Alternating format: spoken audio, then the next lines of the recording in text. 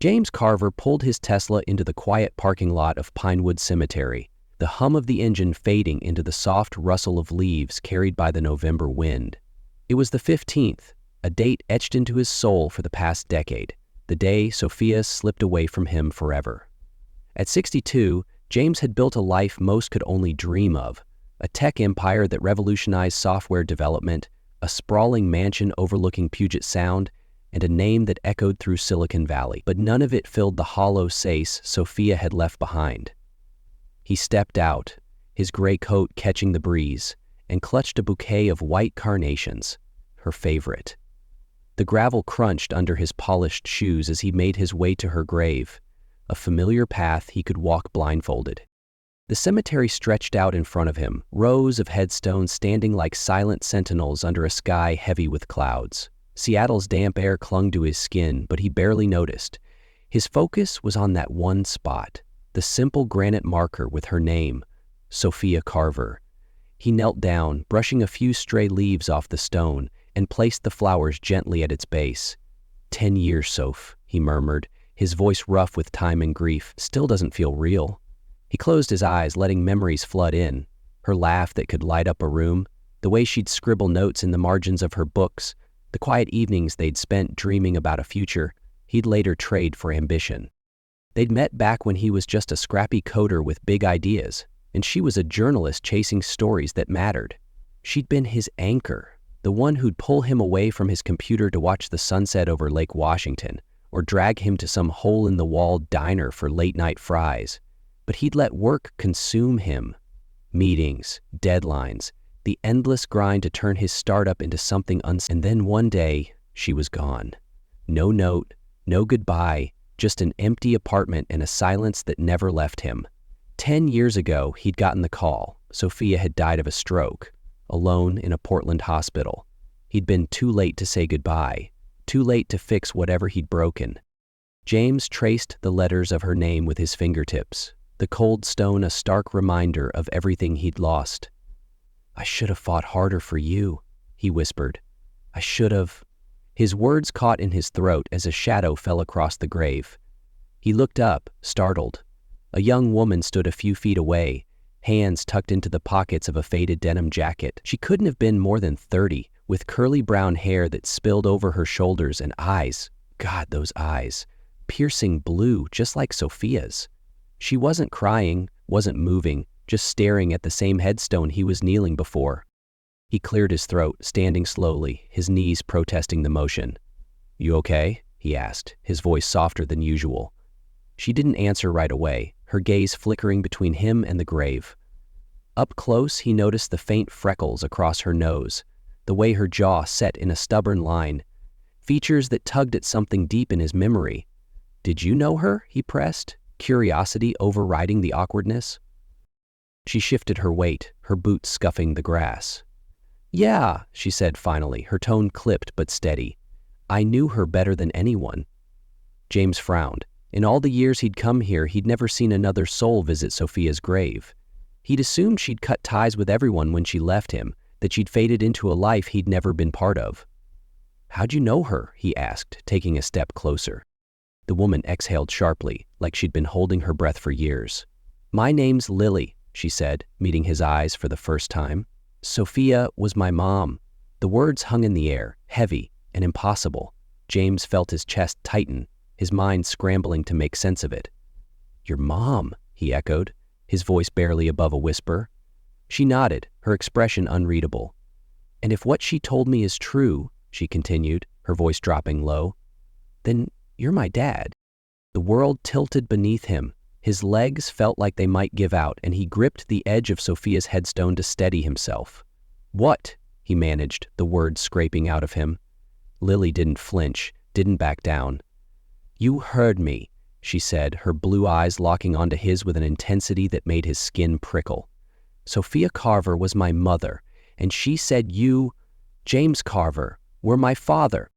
His heart pounded in his ears, drowning out the wind, the distant hum of traffic, everything.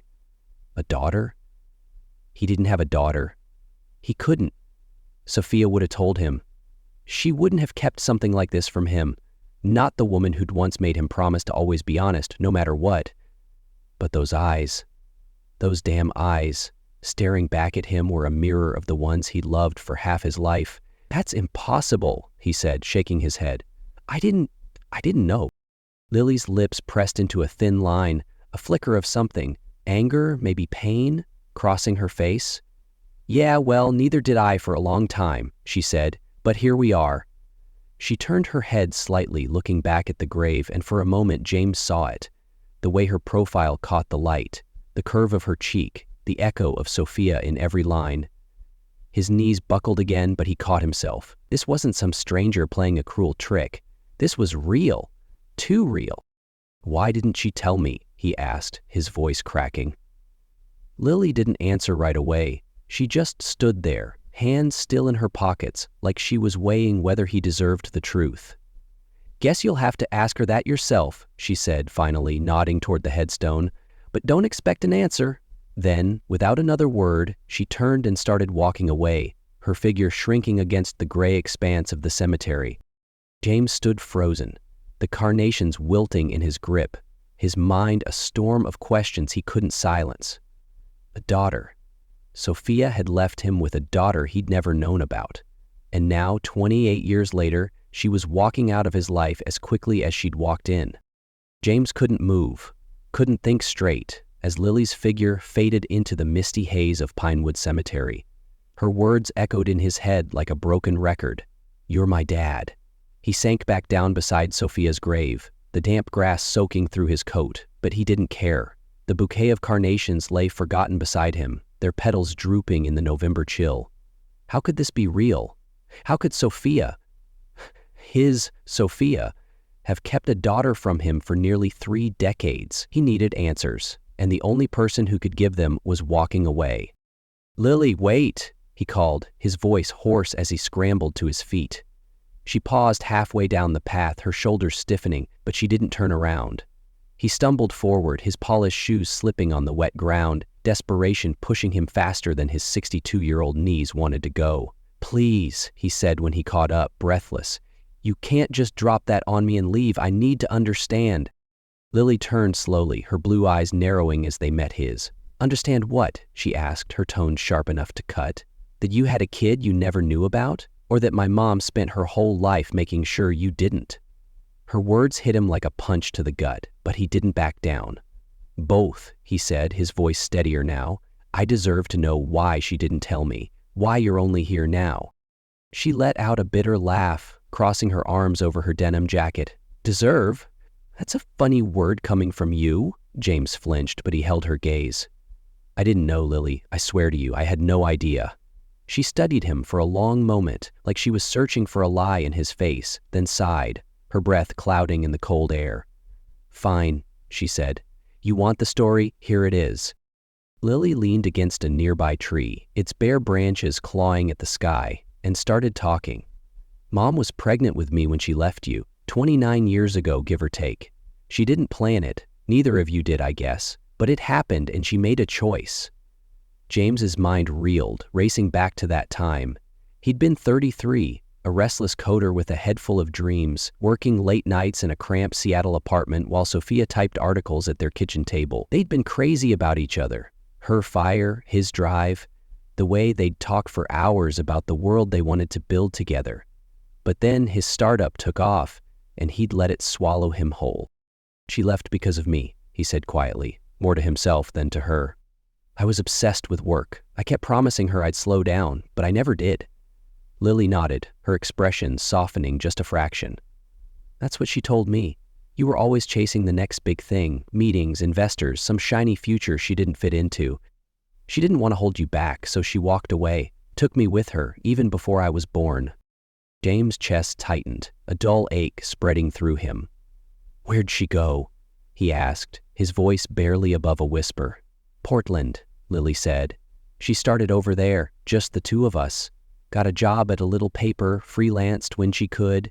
It wasn't glamorous. Most months we scraped by on ramen and thrift store clothes. But she made it work. She always made it work." He could picture it too clearly. Sophia, with her stubborn streak and that fierce love she'd always had, raising a kid alone while he was out there building a fortune.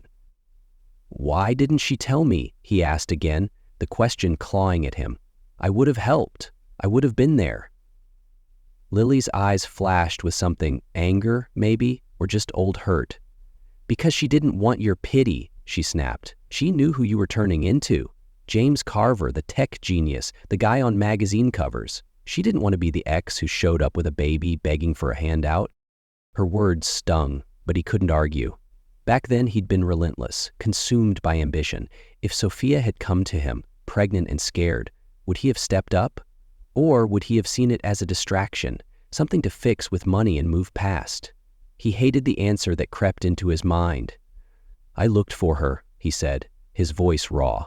"After she left, I tried, called everyone we knew, drove to every place I thought she might be. But she was gone. I thought she hated me." Lily's jaw tightened, and for a moment she looked away, her gaze settling on the grave. "She didn't hate you," she said finally. "She loved you too much, maybe. Enough to let you go." James felt like the air had been sucked out of him. All those years he'd carried the guilt of losing her, never imagining she'd been carrying a secret this big. "What about you?" he asked. "Did she tell you about me?" Lily shrugged, kicking at a pebble on the path. "Bits and pieces. She'd say my dad was a smart guy, someone who could build anything he set his mind to. But she never got into details. I figured you were just some deadbeat who didn't care. Took me years to piece it together. Found an old photo of you two after she died, tucked in one of her journals. That's when I knew." James swallowed hard, the weight of her words sinking in. How did she? He couldn't finish the sentence, but Lily understood. 10 years ago, she said. Stroke, they said. I was 18, just starting college. She'd been gone a week before I even found out. Hospital called me after the fact. I buried her here because it's where she grew up. Her voice cracked slightly, but she steadied it. I've been coming back every year since. He nodded, the timeline clicking into place. 10 years ago, he'd gotten that call too. A curt message from a nurse, no explanation, just the cold fact of her death. He'd flown to Portland, stood at her funeral from a distance, too broken to face the handful of mourners who'd shown up. He hadn't known Lily was one of them. I was there, he admitted, at the funeral. I didn't see you. Lily's eyes widened, then softened. Guess we missed each other, she said, a faint irony in her tone. For a moment they stood there, the silence stretching between them, heavy with everything unsaid. Then she straightened up, brushing her hair back. That's the story, she said. Now you know. What you do with it's up to you. She turned to leave again, but this time James didn't stop her. When James didn't stop her, he watched her go, her figure swallowed by the fog, and felt something shift inside him. A mix of grief, regret, and a flicker of something he hadn't felt in years. Purpose. James stood rooted to the spot, long after Lily disappeared into the fog, the damp Seattle air seeping into his bones. Her words burned in his mind. She didn't want your pity. A daughter, his daughter, had been out there all this time and he'd been clueless, wrapped up in his tech empire while Sophia raised her alone. The guilt hit him like a tidal wave, but it wasn't just guilt, it was anger too. Anger at Sophia for keeping this from him, at himself for letting her slip away, at the years he couldn't get back. He couldn't let Lily walk out of his life again. Not now. He drove back to his mansion overlooking Puget Sound, the sleek lines of the house feeling colder than ever. Sitting at his desk, surrounded by awards and framed articles about his success, he pulled out his phone and stared at it. He didn't have Lily's number, didn't even know her last name, but he wasn't a man who gave up easily.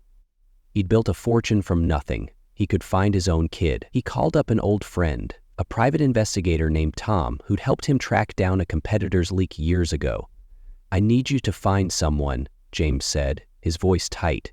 Young woman, late 20s, named Lily. Her mother was Sophia Carver. That's all I've got. Tom didn't ask questions. He never did. Give me a day, he said, and hung up. James spent that day pacing, replaying every moment with Sophia in his head. Had there been signs? A hesitation in her voice? A look he'd missed? He'd always thought she left because he wasn't enough, but now he wondered if she'd left because he was too much, too consumed, too blind. By the next afternoon, Tom called back. Found her. Lily Harper, 28, lives in Seattle, works at a coffee shop called Brew and Bean off Capitol Hill. I'll text you the address. James didn't waste time. He grabbed his keys and drove across town, the Tesla weaving through traffic as his pulse raced. Brew and Bean was a small place, all exposed brick and mismatched chairs, the kind of spot Sophia would have loved. He spotted Lily behind the counter, her hair tied back, pouring espresso with a practiced ease. She didn't see him at first, and for a moment he just watched her. The way she moved, quick and sure, the faint smile she gave irregular. It was like seeing Sophia all over again, and it twisted something deep in his chest. He stepped up to the counter, and her smile vanished the second she recognized him. "What are you doing here?" she asked, her voice low but sharp, like she didn't want the other baristas to hear. "I needed to see you," James said, keeping his tone even. "We didn't finish talking yesterday." Lily's eyes flicked to the line forming behind him. "I'm working," she said, turning to grab a cup. "Come back later." "I'll wait," he replied, and he meant it. He took a seat by the window, ordered a black coffee he didn't touch, and watched her for the next 2 hours. She moved with a quiet efficiency, chatting with customers but never lingering, her guard up even when she laughed. When her shift finally ended, she untied her apron and walked over, dropping into the chair across from him. "You're stubborn," she said, crossing her arms. "Guess I get that from somewhere." He almost smiled, but her expression stopped him cold. "Lily, I'm not here to fight," he said. "I just want to know you. I didn't get that chance before, and I'm not letting it slip away again." She leaned back, her jaw tight. "You don't get it, do you? I didn't grow up dreaming about some rich dad swooping in to save the day. I grew up with Mom, just the two of us, and we were fine. Hard as hell sometimes, but fine." James leaned forward, his hands clasped on the table. "I don't doubt that. Sophia was tough. She wouldn't have let you down. But I didn't know, Lily. If I had, I'd have been there. Been there how? Writing checks from your penthouse? Showing up for a birthday once a year? Mom didn't need that, and neither did I." Her words cut deep, and he felt the sting of truth in them. "I looked for her," he said, his voice rougher now. "When she left, I tried to find her. I called every friend we had, checked every city I thought she might go. She didn't want me to find her. Or you." Lily's eyes flashed. "Maybe because she knew you'd turn it into this," she said, gesturing at him, the big shot tech guy, fixing problems with money. "We didn't have much, but we had each other. She worked doubles at the paper, sewed my Halloween costumes by hand, stayed up all night when I was sick. Where were you then?" He didn't have an answer, not one that mattered. "I was building something," he said finally, the words sounding hollow even to him. "A company, a life. I thought I was doing it for us, but I lost her anyway. I didn't know about you, Lily, I swear I didn't." She looked away, her fingers tapping the table, restless. "Yeah, well, I didn't know much about you either, just that you were some genius who left us behind. That's what I thought for years." The accusation hung between them, heavy and jagged. "I didn't leave," he said, his voice breaking. "She did. And I've spent half my life wondering why." Lily's gaze snapped back to him, and for a second he saw something soften in her, a crack in the wall she'd built. "She left because she had to," she said quietly. "Because she didn't want to be the girl who tied you down. She told me once she hoped you'd be happy, even if it wasn't with her." James felt his throat close up, the weight of Sophia's sacrifice crashing over him. "I wasn't happy," he admitted. "Not without her." Lily didn't respond, just stared at him, her blue eyes searching his face. Then she stood up, slinging her bag over her shoulder. "I've got to go," she said. "I can't do this right now." "Lily," he started, but she cut him off. "Look, you've got your answers. You know why she didn't tell you. But don't think this changes anything. I don't need a dad showing up 28 years late." She walked out, the bell above the door jangling as it swung shut behind her. James sat there, the coffee cold in his hands, her words ringing in his ears. She was right. He was late. Too late to undo the past. But he wasn't ready to give up. Not yet. He'd lost Sophia once. He wouldn't lose Lily too. James sat in his car outside Brew and Bean, the engine idling as he stared at the empty spot where Lily had disappeared. Her words from the coffee shop stung like salt in an old wound. I don't need a dad showing up 28 years late. She didn't trust him, didn't want him, and maybe she never would. But he couldn't shake the image of her standing behind that counter, strong, sharp, so much like Sophia it hurt to look at her. He wasn't a man who backed down from a challenge. He'd built an empire from a single line of code. If he could do that, he could figure out how to reach his daughter. The next morning, he was back at the coffee shop, parked across the street with a view of the front door. He didn't go in, not yet. He just watched, trying to piece together who Lily was beyond the anger she'd thrown at him. She showed up at 8, her denim jacket slung over one shoulder, and spent the day moving between the espresso machine and the register. She wasn't flashy, didn't demand attention, but people gravitated to her anyway. A quick smile here, a sarcastic quip there. It reminded him of Sophia, the way she'd charm a room without even trying. He went back the next day too, and the day after that until it became a routine. A week in, he finally worked up the nerve to walk inside again. Lily spotted him the second he stepped through the door, her eyes narrowing as she wiped down the counter. "You again?" she said, not bothering to hide her irritation. "What's this, some kind of stakeout?" James slid into his seat at the bar, keeping his tone light. "Just here for the coffee. Heard it's the best in town." She snorted, tossing the rag over her shoulder. "Yeah, right. You're not fooling anyone." But she poured him a cup anyway, sliding it across the counter with a little more force than necessary. "Black, no sugar, that's what you got last time." He raised an eyebrow, surprised she'd remembered. "Good memory," he said, taking a sip. "Runs in the family, I guess." She didn't smile, but she didn't snap back either. Just turned to help the next customer, leaving him to sit there in silence. That's how it started. He kept showing up, not every day, but enough that she couldn't ignore him. He didn't push, didn't ask big questions, just ordered his coffee and made small talk when she'd let him. "Busy day?" he'd say, or "That guy's tie is a crime against fashion." Sometimes she'd roll her eyes, sometimes she'd mutter a dry comeback. But bit by bit, the edge in her voice softened. He learned she was the manager, not just a barista, and that she was taking night classes for a graphic design degree. She didn't offer much, but he clung to every detail like it was gold. One rainy evening, he showed up just as the shop was closing. The last customers shuffled out, leaving the place quiet except for the hum of the espresso machine winding down. Lily was stacking chairs, her hair damp from the drizzle outside, when he walked in. "We're done for the night," she said without looking up. "No coffee for you." James hesitated, then grabbed a chair and started helping her stack. "Figured I'd lend a hand," he said. "Least I can do." She stopped, hands on her hips, staring at him like he'd lost his mind. "What are you doing?" she asked. "Trying to be useful," he replied, keeping his eyes on the chairs. "Not here to bug you, I promise." For a moment she didn't move, then she sighed and went back to work. They finished in silence, the rain tapping against the windows, and when the last chair was up, she grabbed her bag.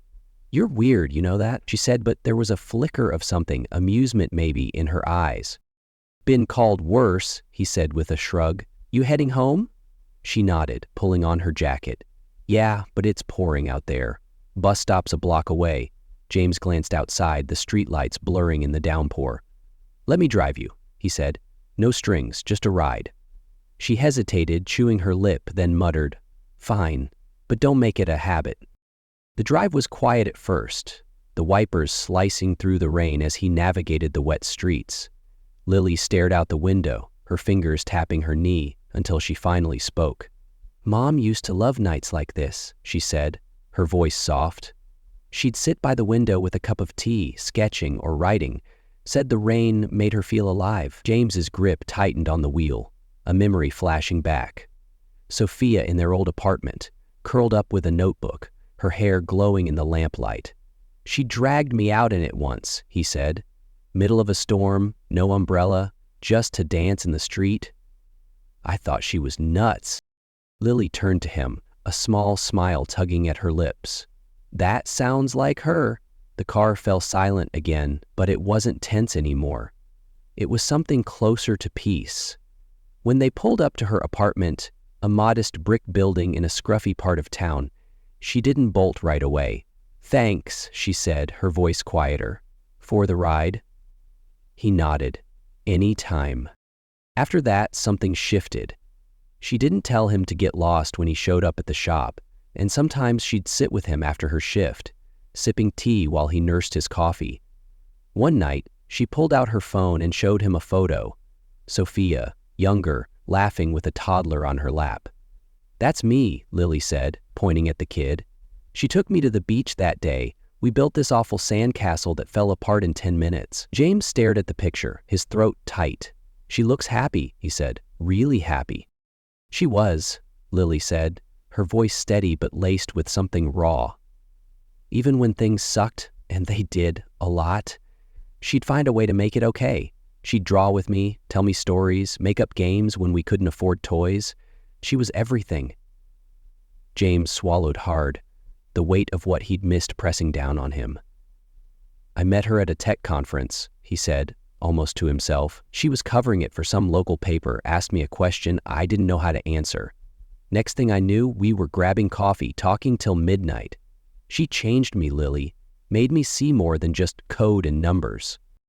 Lily looked at him, really looked at him, and for the first time, he saw a crack in her armor. She never stopped talking about possibilities, she said. Even when she was exhausted, she'd say, "There was always something worth chasing." He nodded, a faint smile breaking through. "That's why I loved her. She saw the world differently." They sat there, the shop dark around them, the rain a steady drumbeat outside. "Why do you keep coming back?" she asked suddenly, her voice cutting through the quiet. "You don't owe me anything." James met her gaze unflinching. "Because you're my daughter," he said simply, "and I've already lost too much time with you."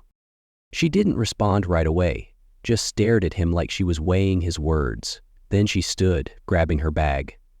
"I've got class in the morning," she said. "See you around, I guess." She walked out, but she didn't slam the door this time. James watched her go, a flicker of hope igniting in his chest. It wasn't much, not forgiveness, not yet, but it was a start. And for now, that was enough. James leaned back in his office chair, the Seattle skyline sprawling beyond the glass walls of his penthouse suite. It had been weeks since that rainy night at Brew and Bean, and things with Lily were starting to feel less like walking on eggshells. She didn't push him away anymore. Not completely. They'd settled into a rhythm. Coffee after her shifts, quiet talks about Sophia, even the occasional laugh over some shared quirk they'd both inherited, like the way they hated small talk but could ramble for hours about something they cared about. He wasn't naive enough to call it a relationship yet, but it was something, and he held onto it like a lifeline. That morning, though, everything changed. He'd just finished a call with his COO when his assistant buzzed in.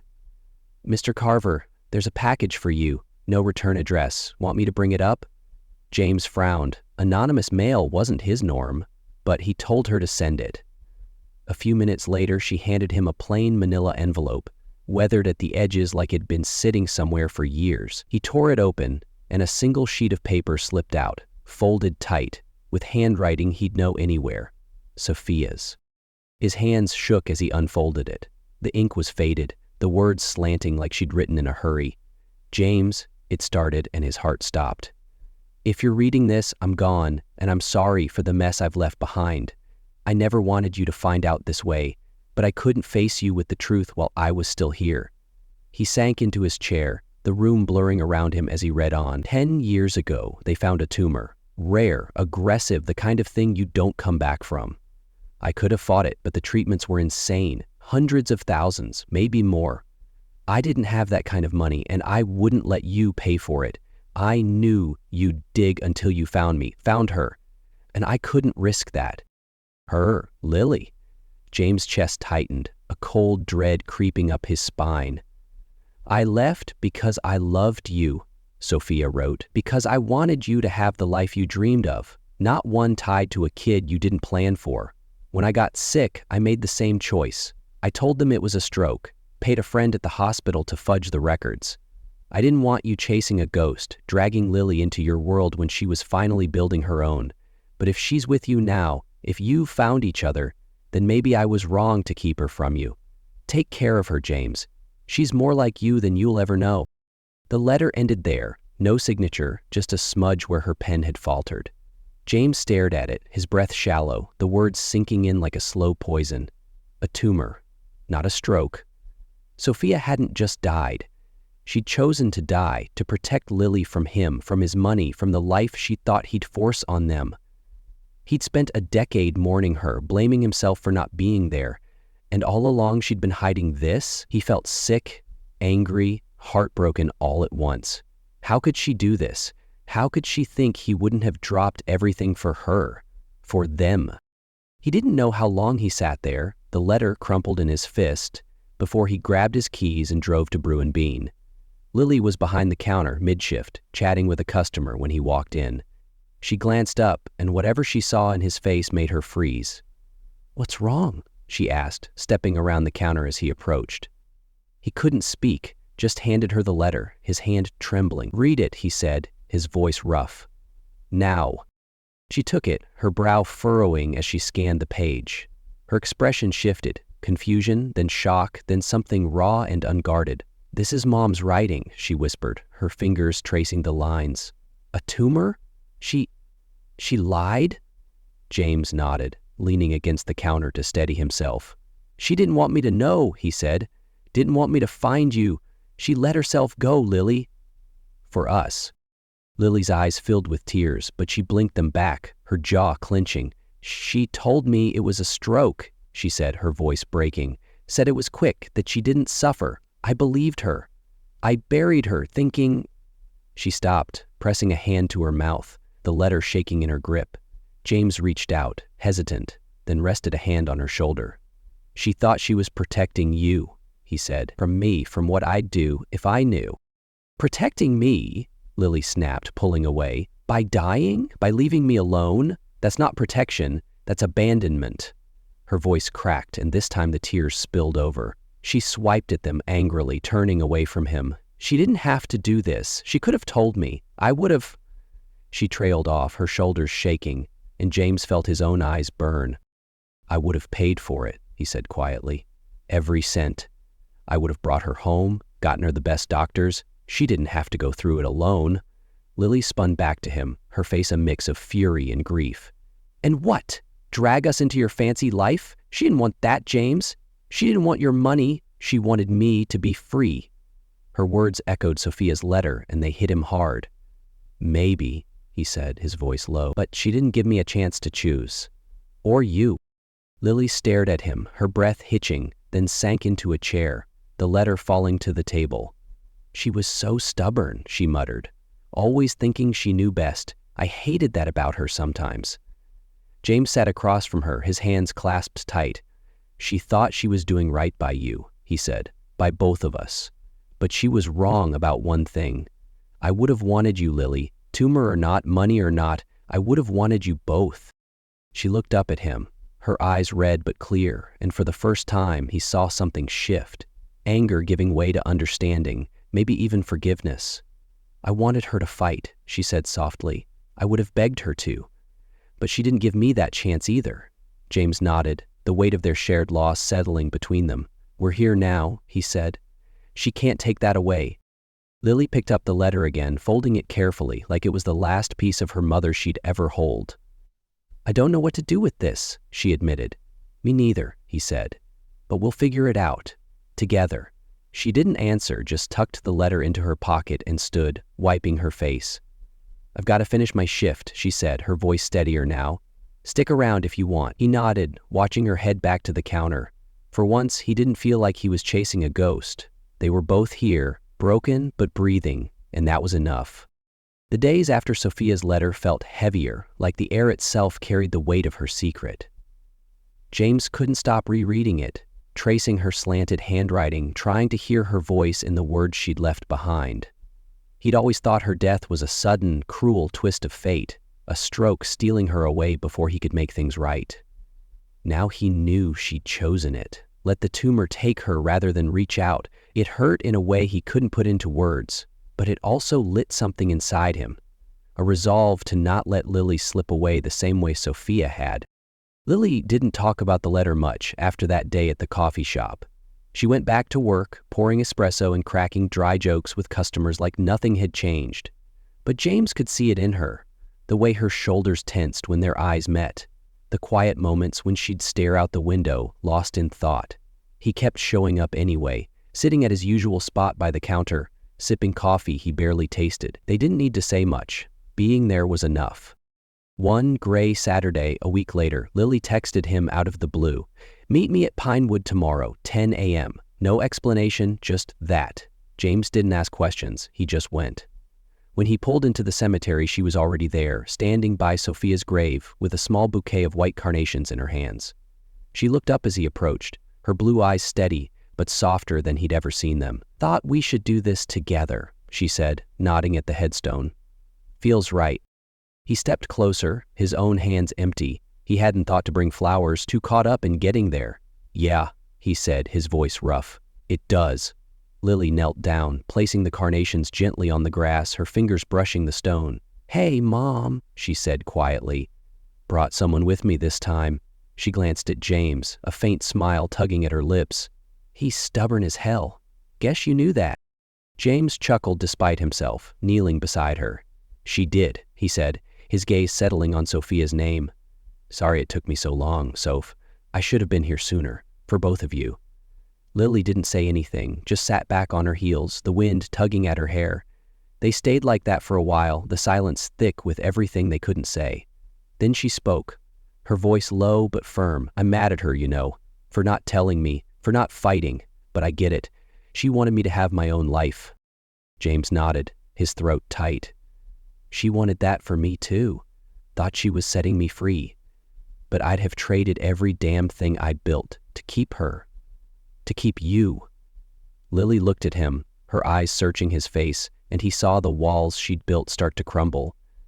"I used to think you didn't care," she said, "that you were just some rich guy who forgot us. But you didn't, did you?" "No," he said, meeting her gaze. "I never forgot her, and I won't forget you." She nodded, a tear slipping down her cheek, but she didn't wipe it away this time. "Good," she said, "because I'm not going anywhere either."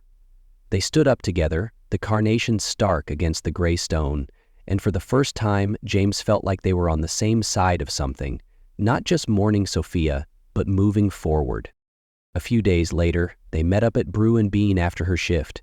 She slid into the seat across from him, a sketchbook tucked under her arm. "I've been thinking," she said, tapping her fingers on the table, "about what happens next. I'm almost done with my design program and I'll need a job soon. Something real?" James raised an eyebrow, leaning forward. "You've got skills, I've seen it. What's the plan?" She hesitated, then opened the sketchbook, flipping to a page of sleek, modern layouts, logos, app interfaces, bold color schemes. "This is what I do," she said. "Graphic design, branding, that kind of thing. I want to work somewhere I can make a mark, not just push coffee forever." James studied the pages, impressed by the clean lines and creativity staring back at him. "This is good, Lily. Really good. You've got an eye for it." She shrugged, but he caught the flicker of pride in her expression. "Thanks. I was wondering, your company's big into tech, right? Apps, software, all that. Ever thought about a design overhaul?" He grinned, catching her drift. "You pitching me a job?" She smirked, leaning back. "Maybe. But I'm not looking for a handout. I'd earn it." "Well, I don't doubt that," he said, his mind already racing. "How about this? You come in, lead a project, redesign our mobile platform. No special treatment, just a chance to show what you've got. If it works, we'll talk permanent." Lily's eyes widened, then narrowed, like she was waiting for the catch. "You serious?" she asked. "Dead serious," he replied. "But it's not just business. I want us to figure this out. Us, you and me. Not just work, real stuff." She chewed her lip, thinking it over, then nodded. "Okay, but we do it my way too. No rushing the dad-daughter thing. We take it slow, see where it goes." James held out his hand across the table. "Deal." She shook it, her grip firm, and for a moment they just sat there, the air lighter than it'd ever been. That night, they grabbed dinner at a little diner near her place. Nothing fancy, just burgers and fries, the kind of meal Sophia would have loved. They talked about her designs, his early days coding in a basement, The dumb fights he'd had with Sophia over who got the last fry. Lily laughed, a real laugh, not guarded or forced, and James felt something settle in his chest, a warmth he hadn't known he'd been missing. As they stepped outside into the cool night, Lily shoved her hands in her pockets, glancing at him sideways. "You're not what I expected," she said. "Thought you'd be all suits and arrogance, but you're okay, I guess." He chuckled, the sound rumbling low. "High praise. You're not so bad yourself." She smirked, then started walking toward her apartment. "See you at the office Monday," she called over her shoulder. "Don't screw this up." "I won't," he said, watching her go. For the first time in years, the city didn't feel so empty. He had a daughter. Not just a name or a shadow, but a real, stubborn, brilliant person who'd walked into his life and refused to let it stay the same. Sophia had given him that, even if she'd never meant to. And as he drove home, the skyline glittering ahead, James knew he'd spend every day he had left making sure Lily never doubted she was worth it.